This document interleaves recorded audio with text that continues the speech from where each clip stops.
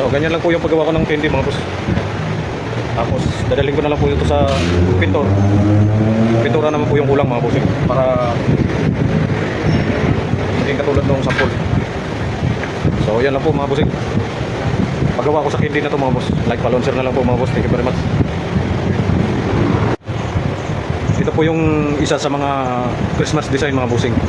Candy naman style niya, pero dalawang kulay po siya, red and white. Lalagyan ko lang po ng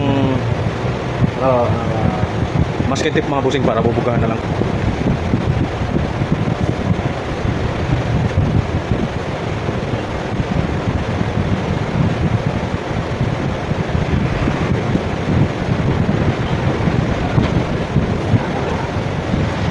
Sa baba ako mag-umpisa mga boss. Lalagyan ko na po dito mga boss.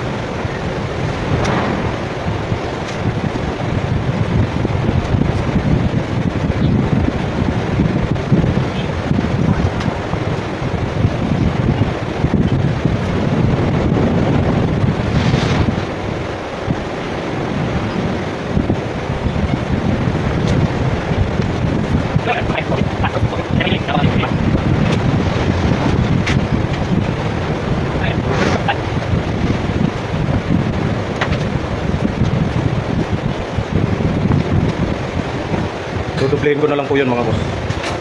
Pero yun na po yung style nyo. Pula po ilalagay dyan mga boss. Tapos na po mga boss yung candy. Ito na po yung candy cane namin mga bossing. U-type.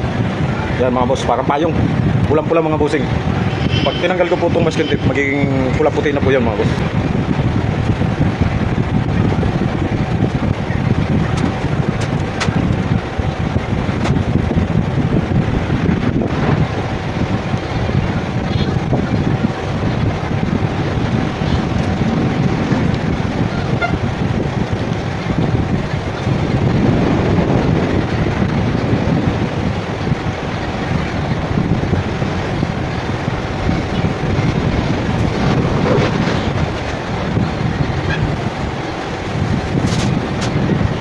So ayan na po mga bossing. Yan po yung final try na.